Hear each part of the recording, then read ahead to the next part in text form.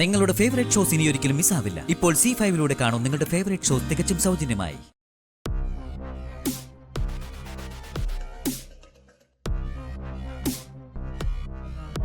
നിന്റെ മനസ്സിൽ എന്താണെന്ന് ഞാൻ അറിയുന്നുണ്ട്. അതെ, അങ്ങനെ തന്നെ സ്വസ്ഥമായി നിങ്ങൾ ജീവിക്കാൻ ഞാൻ വിടില്ല. രണ്ടുപേർക്കും ഒരുപോലെ സമ്മതമാകുമ്പോ വളരെ വേഗം തന്നെ കോടതി വിവാഹമോചനം തരും. എങ്കിൽ അക്കാര്യം എത്രയും പെട്ടെന്ന് ആവട്ടെ. എന്നാ പിന്നെ ഇവളെ ഇവളുടെ വീട്ടിൽ കൊണ്ടാക്കിക്കൂടെ? അതല്ലേ നല്ലത്. അച്ഛൻ എന്നെ വീട്ടിൽ കയറ്റില്ല. അത് നേരെ. ഒരുവിധ അന്തസ്സുള്ളവരാരും നിന്നെ വീട്ടിൽ കയറ്റത്തില്ല. അത്ര നല്ല സ്വഭാവമാണല്ലോ നിനക്ക്.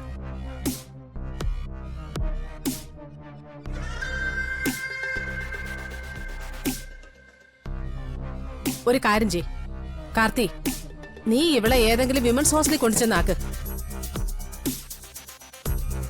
അതിനുള്ള വാടക ഞാൻ തന്നേക്കാം. എന്നാലും ഈ ഏടാകൂടം ഇതിനകത്തൊന്നു പോട്ടെ. അത് ശരിയാവില്ലമ്മേ. മൈഥിലി ഇവിടെ തന്നെ താമസിക്കട്ടെ. ഞാനൊരു അഡ്വക്കേറ്റിനെ കണ്ട് ഡിവോഴ്സിന്റെ കാര്യങ്ങളൊക്കെ ശരിയാക്കുന്നത് വരെ മൈഥിലി ഇവിടെ തന്നെ വേണമല്ലോ.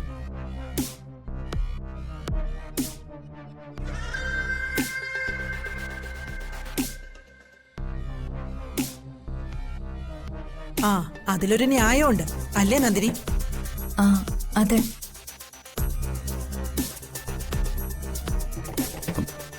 അല്ല, മീനാക്ഷി എന്താ വിശ്വാസം വരാതെ നോക്കുന്നത്? ഇവളുടെ പല ഉടായ്പകളും കണ്ടവളാ ഞാൻ. എനിക്ക് അങ്ങനെ വിശ്വാസം വരില്ല.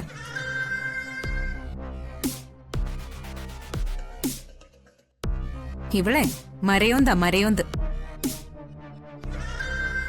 കേറുന്ന മരത്തിനനുസരിച്ച് ഇവള് നിറം മാറും. വിശ്വാസം വരുന്നില്ലെങ്കിൽ ഞാൻ പൂജാമുറി ചെന്ന് എല്ലാവരുടെയും മുമ്പിൽ വെച്ച് കൈവെള്ളയിൽ കർപ്പൂരം കത്തിച്ച് പ്രാർത്ഥിക്കാം. അയ്യോ വേണ്ട വേണ്ട, കർപ്പൂരം തീർക്കണ്ട, ആ പൂജാമുറി അശുദ്ധമാക്കണ്ട. നീ ഡിവോഴ്സിന് തയ്യാറായാ മതി. അന്നേരം മറുകണ്ടം ചാടിയാലേ ചാടുന്ന കാലി ഞാനങ്ങ് വെട്ടും. മൈഥിലി അകത്തേക്ക് പോ.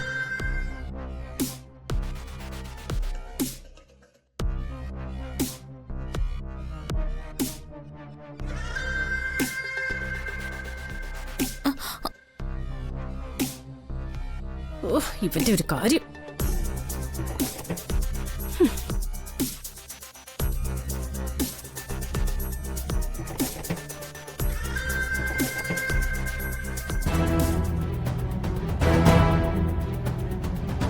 മീനാക്ഷി ഒന്ന് നിന്ന്.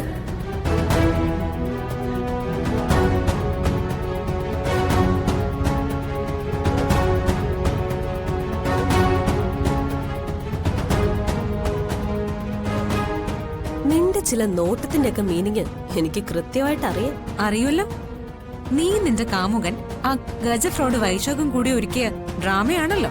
കല്യാണവും ഒളിച്ചോട്ടവും പിന്നെ മൈഥിലിയും. അതില് നല്ലൊരു റോള് നീയും നിന്റെ അവനും കൂടി എനിക്ക് തന്നായിരുന്നു. അന്നേ ഞാൻ പഠിച്ചതല്ലേ നിന്റെ തരികിടകള്. എന്റെ ഫാൻസുകാരെ സന്തോഷിപ്പിക്കാൻ എനിക്ക് പലതും ചെയ്യേണ്ടി വരും. ഓ, നിനക്കുണ്ടോ ഫാൻസ് അസോസിയേഷൻ? അസോസിയേഷൻ ആയിട്ടൊന്നുമില്ല. ഇവിടെ ചിലരുണ്ടല്ലോ, അവരൊക്കെയാ ഇപ്പൊ എന്റെ ആരാധകര്. ഓ അങ്ങനെ, അത് ഞാൻ അറിഞ്ഞില്ല.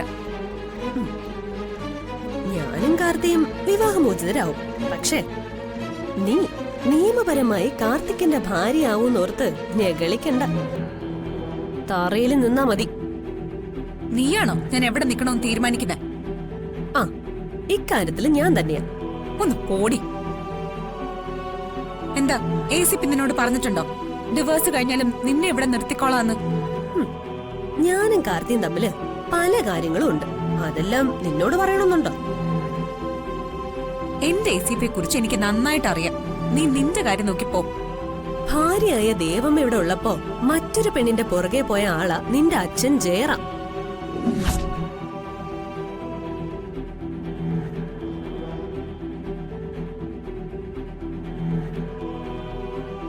നിർത്തി. എന്റെ അച്ഛനെ കുറിച്ച് പറയാൻ നിനക്ക് എന്താ യോഗ്യത? മേലാൽ എന്റെ അച്ഛനെയോ അമ്മയോ കുറിച്ച് എന്തെങ്കിലും പറഞ്ഞ നീ പല്ലില്ലാതെ നടക്കും. തല്ലി ഞാൻ കുഴിക്കും നിന്റെ പല്ലുകള്. Useless fellow.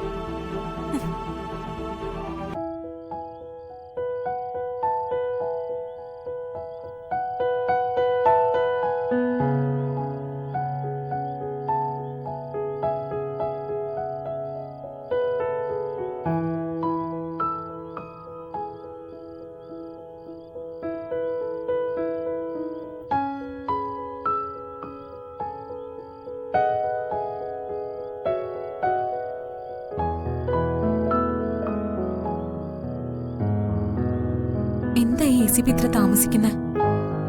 നേരം കുറെ വൈകിയല്ലോ.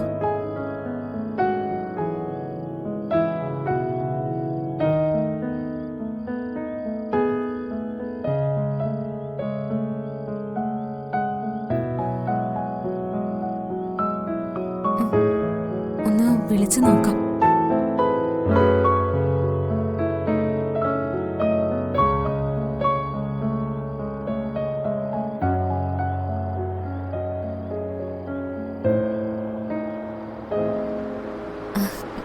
വന്നല്ലോ.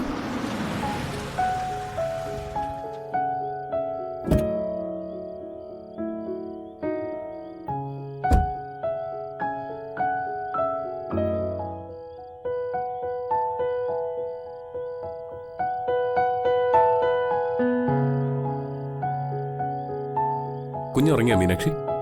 കുഞ്ഞ് നേരത്തെ ഉറങ്ങി. കുഞ്ഞിന്റെ അമ്മ ഉറങ്ങാതെ ഭർത്താവിനെ കാത്തു നിൽക്കുക. എനിക്കിന്ന് രാത്രി ഫുഡൊന്നും വേണ്ട കേട്ടോ. അതെന്താ അങ്ങനെ പറയുന്നേ? ACP വന്നിട്ട് ഒരുമിച്ച് ഫുഡ് കഴിക്കാന്ന് കരുതി ഞാൻ എത്ര നേരമായി വെയിറ്റ് ചെയ്യുന്നു.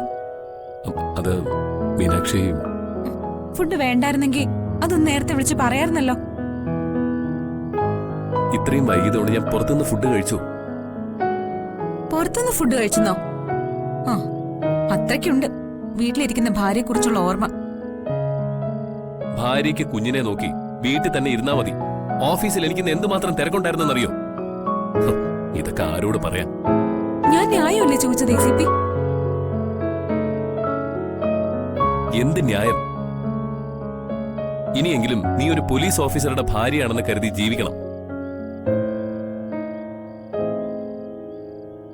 ഇത്രയധികം താമസിച്ച് വന്നിട്ട് അത്താഴവും വേണ്ട, എന്നോട് വെറുതെ വഴക്കും. ഇന്ന് ACPക്ക് എന്തു പറ്റി? കാര്യം പറയുന്നതിന് വഴക്കെന്നാണോ അർത്ഥം? എനിക്കേ അറിയൂ എന്റെ സിറ്റുവേഷൻ.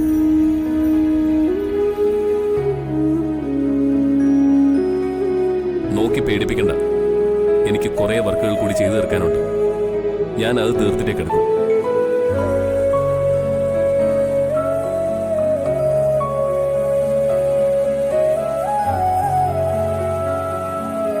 കാർത്തിയും മീനാക്ഷിയും കൂടി ഒരു വഴക്കിനുള്ള സ്പാർക്കിങ്ങോടെയാ ഇവിടുന്ന് പോയത്. അത് കുത്തിപ്പടർന്നതാണോ? ഡൗൺലോഡ് ചെയ്യൂ C5 ആപ്പ്. കാണൂ എല്ലാ എപ്പിസോഡുകളും സൗജന്യമായി.